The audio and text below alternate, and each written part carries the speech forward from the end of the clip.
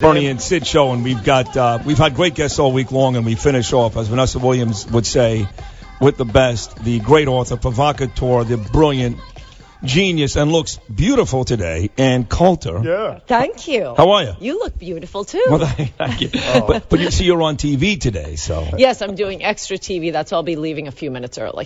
She's Okay, that's fine. But it's great to have you here. Thank you. I'm so glad to be in studio. It's a pain to get here, but it's so much more fun.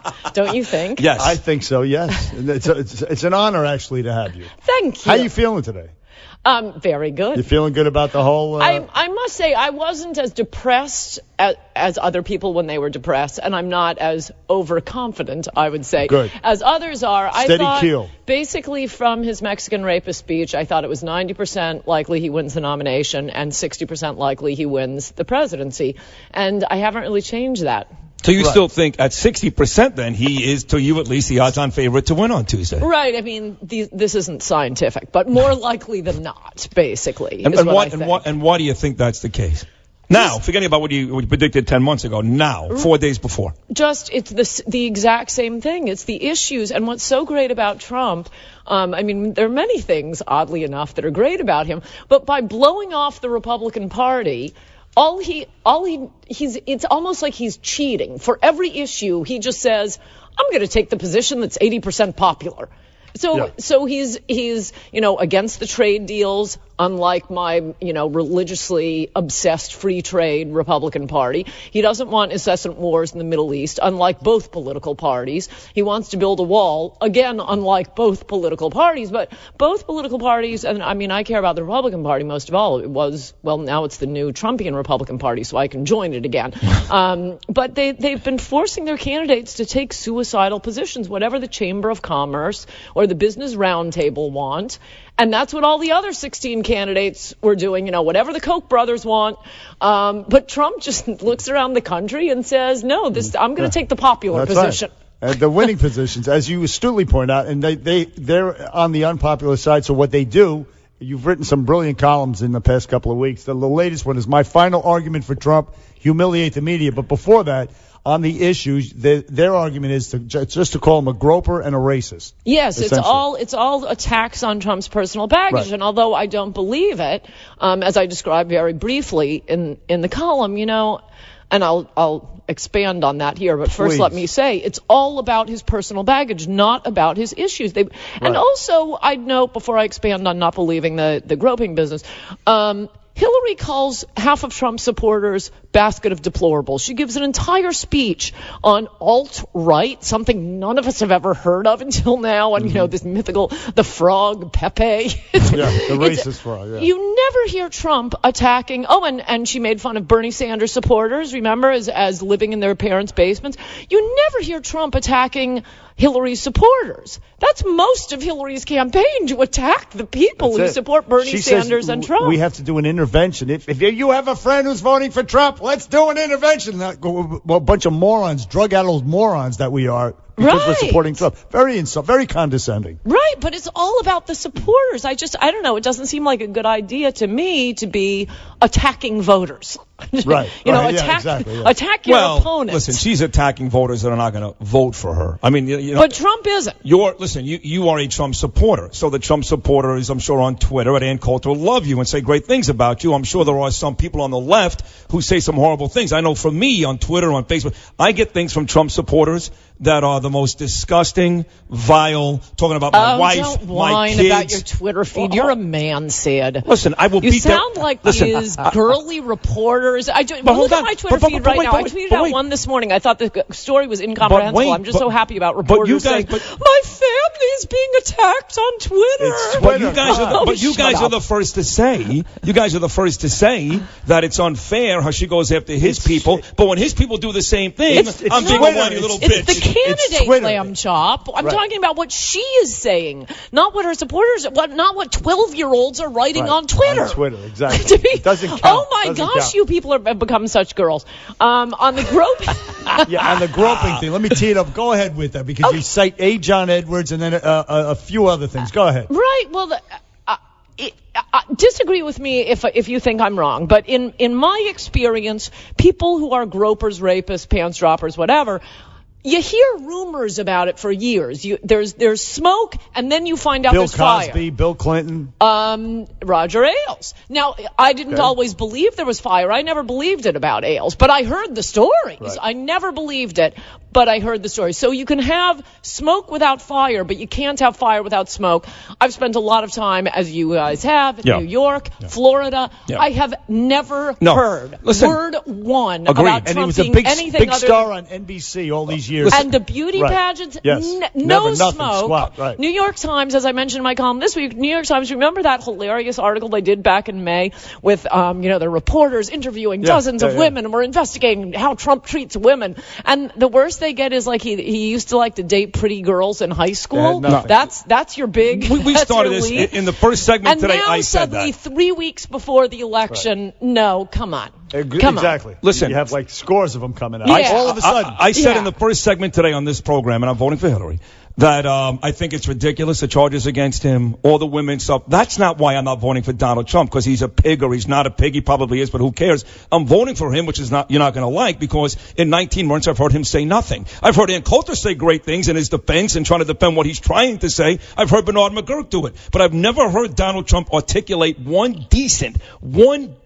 idea in 19 months. I don't care about the women. I don't care about the rest of the nonsense. You need to clear the wax out of your ears. No, he's the only one talking about issues. In fact, I have a whole chapter in my book, In Trump We Trust, E Pluribus Awesome. Right. Great book. I have a whole chapter they keep saying on TV, because you can't go on TV and say nothing. So one of the lines I kept every time I'd go into the kitchen to make coffee, I'd hear that on CNN, MSNBC, Fox News, but he's not giving us policy specifics. And in fact, he's the only one giving us policy specifics. And you've heard about the wall. What's Hillary's position on border security? Hillary voted for the wall in 2008. Let me remind you. She voted for a wall in 2008. She won't tell us now what she's going to do. Because the wall's a stupid idea and unrealistic, so she went away from that. Okay, but that isn't not But giving she did you an vote for that idea. in 2008. She had the same idea. Okay, apparently millions of Americans think it's a fantastic idea, but your point is not. It's unrealistic. You just said he hasn't given a position. He has given a position on the border. She has not. Practical. That's practical. I want something practical. A wall isn't No, because no one's going to build that wall, and Mexico's not going to pay for it. Oh, wheels don't work. They're not going to pay for the wall. Wheels can pop. And they're not going to pay for the Buckets wall. don't work. That's a He position. ain't going to build no wall. Utterly impractical. No one's going to pay for the wall. How's he going to build it? Focusing on a secure border is a practical plan, and however you build it, if it's virtual, if it's brick, mortar, whatever the hell it is. No, virtual is a scam. We want a wall. Okay, we want a wall. We've had Right, them all right. around since Okay, good. 1,000 So he's years for the before wall. Christ. Do not be confused That's practical. Hey, by the way, Sid here, it's not hard to build a wall, especially if you are building buildings, a mile into the sky where you can flush a toilet and have creme brulee. We can do wall, very simple. Ask the Israelis, by the way. And listen, you have another great point in your article. My final argument for Trump: humiliate the media. They're going after Trump for his grab her by the posse. I'm going to call it posse. That's a good idea. It's very hard to talk about that, Right. isn't So it? we'll just use the word posse. Posse is when you have a clique, a bunch of people, folks out there. Oh, yeah, I have a posse. So we can say, Ann Coulter has a posse. The posse's with her right now. So anyway, he said, grab her by the posse. So tonight, it turns out that Hillary Clinton is going to be joined at a rally by Beyonce. Fantastic. And Jay-Z. So this is teeing it up for you. And I'll just mention one thing from your column, and you go off afterward. Beyonce, one of the words in her performances, in her songs, is curvilicious, posse served delicious, etc. And there are other people that you cite, Madonna, Miley Cyrus. I didn't know about the Miley Cyrus one. Oh, my gosh. And children do not go to my column today. Tell us about it. She's out canvassing for Hillary, obviously with Hillary's agreement. And there are videos all over the internet. When she's performing on stage, she invites men in the audience to reach up and grab her posse. Yes. Right. And it's unbelievable. Everybody's a Puritan now. In the wake of the groping thing with Trump, is like, oh my God, they're objectifying women. Yeah, they are. They've been doing it forever. She does it, as you point out. The Miley Cyrus, Nicki Minaj, and Beyonce with these words, and so does Jay-Z. And they're going to be joined on stage tonight. And the famous quote from Mike Wallace on 60 Minutes asks Vernon Jordan, so what do you talk about with Bill Clinton on the golf course? One word answer. Posse. So let me ask you this. I want an honest answer. Okay, this is all very entertaining. It makes for great radio. It's very funny. I love it. Don't get me wrong. This is serious stuff. No, okay. If and when Donald loses Tuesday, I know you don't want to hear that, but when he loses Tuesday. Well, you and I have a bet on it, and Julie's going to find we have 3 bets. 3 bets. We have to go back into the audio and find out exactly what Ann is going to owe me on Wednesday morning. Are you going to blame his loss on this nonsense? On what nonsense? The women, the groping, the Billy Bush. Well, if he does lose, why do you think he'll lose? Well, if you had read my book, In Trump We Trust E Pluribus Awesome, you would know at the beginning of chapter 1 what I say is look, the Democrats have been bringing in foreigners to vote for them for 50 years now. I just tweeted out. I did see that, by the way. I tweeted out yesterday. That was a big part of Adios America, my last book. I tweeted out yesterday, a big Democrat in Florida, where you've been from recently, saying, yeah, in the past 4 years, we've lost about 400,000 Democrats switching to Republicans. Yeah, but they've brought in 500,000 foreigners to vote for them. So this is the candidate I've been waiting for. Now, I wasn't expecting the Never Trumpers. I've never seen the media behave this way. But no, I just want to have my answer. Is the country already finished? It's unfair. It's outrageous. But the Democrats have brought in 40 million foreigners to vote for them. And I just want to know, is there any point to caring about politics anymore, or is the whole country California? All right. And your book highlights that. And you will be doing a book signing tomorrow in Northvale, New Jersey. Wow. At 3 o'clock. Very nice. Northvale, New Jersey. What's the name of the book? Books and Greetings. Books and Greetings. Tomorrow at 3 p.m., Northvale, New Jersey. Ann Coulter. Check her out. She's brilliant. I want to ask you about this. Obama yesterday linking Donald Trump to the KKK. Talk about desperation. Yes. and this David Duke stuff. And you brilliantly counter it in this latest article of his. Tell us about it, Ann, please. Well, I keep wondering, does anyone have any proof that David Duke exists? Because we only hear about him every 4 years when the media needs to bash the Republican and they get them to denounce this. It's not like he's on TV. He's, Donald Trump is consulting with him. He's inviting him to the convention or any other Republican. The only time we hear this guy or of him is every 4 years. Now, contrast that with Al Sharpton. One thing I do know about David Duke, because you'd know if it were otherwise, no one has ever been murdered after listening to a David Duke speech. Now, CF, Al Sharpton, first outside Freddie's Fashion Mart in Harlem. The Jewish interloper, by the way, Freddie. Right. The Jewish. And then it was a couple of days later, somebody who was out there, it was mob protests outside. Yep. Lots of people were talking, but Al Sharpton was one of them, rushes into the store, sets it on fire, 7 people die. And then famously in Crown Heights, Yankel Rosenbaum. Yeah, and that was there were riots that were in part That's right.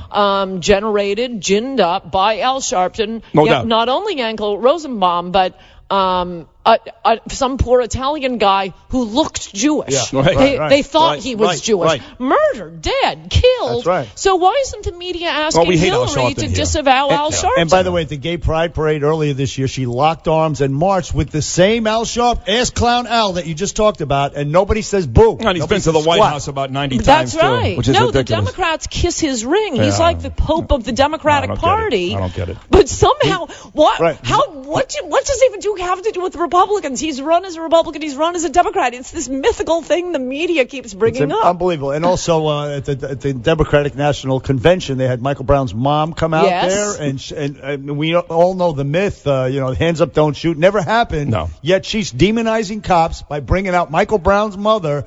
So speak to that. Right. It would be. What if Donald Trump were campaigning with David Duke's mother? Or the mother of Timothy McVeigh is sitting behind him on a stage, and that was 40 years ago. The guy who tried to kill a cop, Michael Brown, exactly. Michael Brown, and Hillary was just campaigning again with her name is Leslie McSpadden this week, the mother of a thug who led to these massive riots and millions of dollars in property damage and attacks on cops, and the father of Omar Mateen, who committed the greatest mass shooting in America 3 months ago in June in Orlando because he's the son of an immigrant, a Muslim jihadist. He's appearing on stage behind Hillary. Now, again, what's Donald Trump's connection to David Duke? Hillary is campaigning with the relatives of thugs, terrorists. Be careful. Michael Brown's mother, yes, but Omar Martino.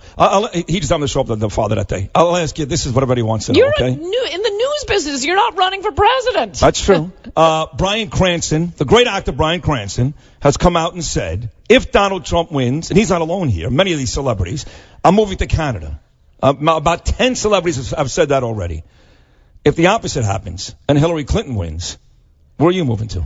Well, no place. I mean, I'll be sad that the country is finished. It's the greatest country in the history of the world. Finished. Yeah, I mean, okay, it'll take, like our bets, right. It'll take you about 4 or 5 years to see it, but the country will go the way of California. And but I got to Sweden tell you, and- I don't have kids. I've done pretty well. I've written 12 New York Times bestsellers. I'll build the bunker and hire the cheap labor.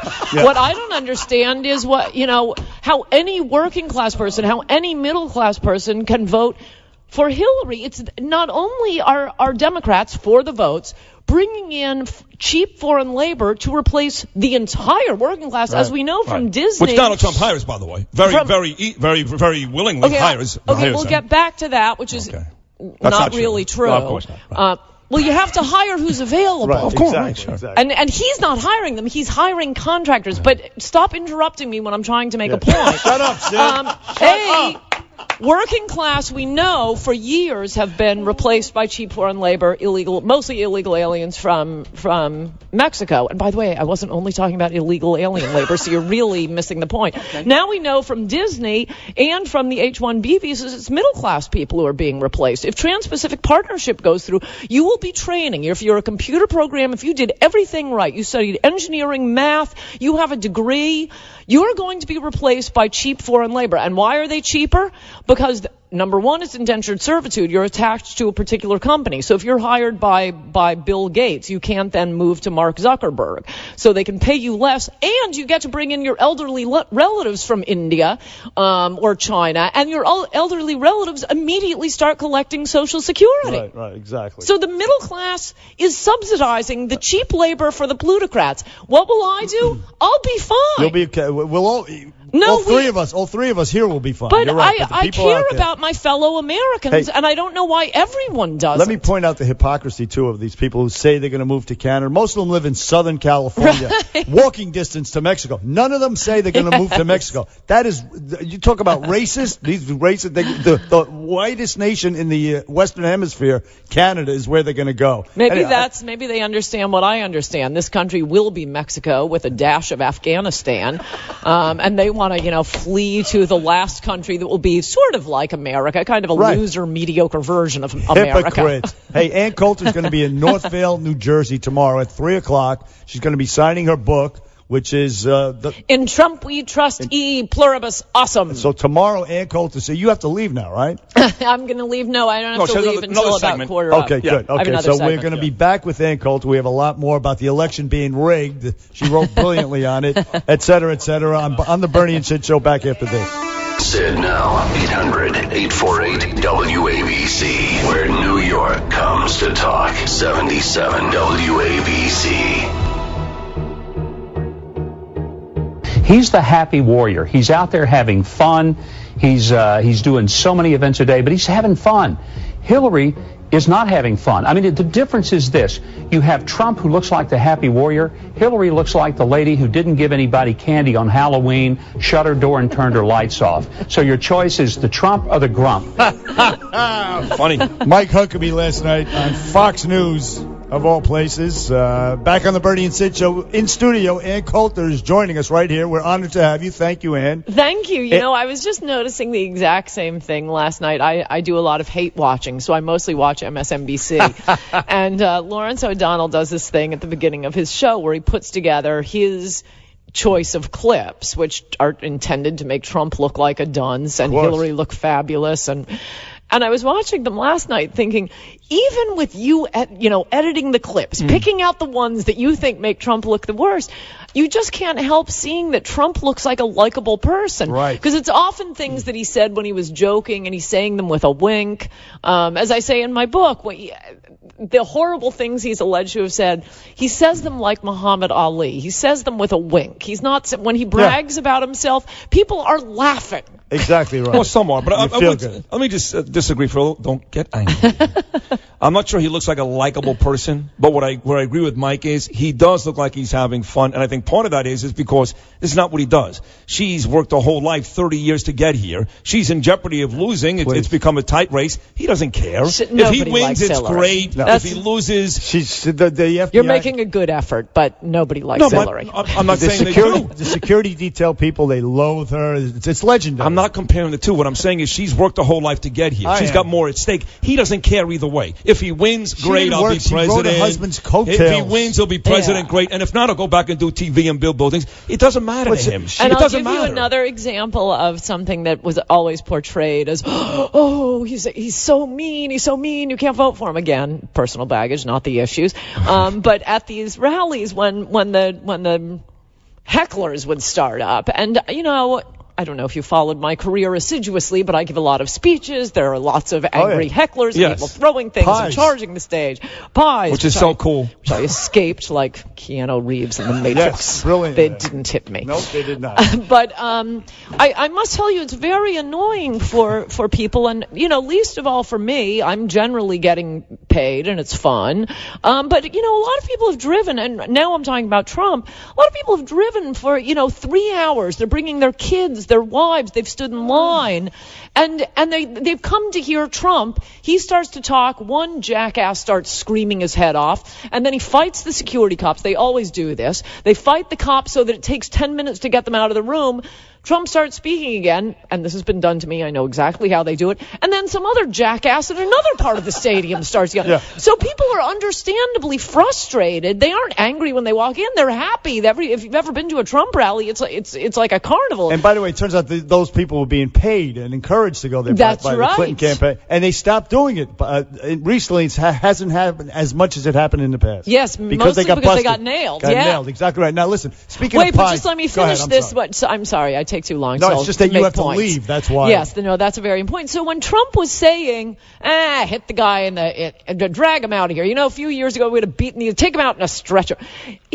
People are laughing when he says that. It's a valve. It's a release valve because offended. People are so angry. I was offended. So he says this stuff. People are laughing. No one is taking it seriously. And the evidence of that is only one guy got cold-cocked in all of these rallies with all of these protesters. He was giving the finger to women and children in the crowd, so he deserved to get elbowed in the mush. Yeah. God bless Trump for paying his legal fees. Now listen, speaking of pies, it reminds me of Governor Christie. The breaking news, the verdict just came down in the Bridgegate case. The people were convicted.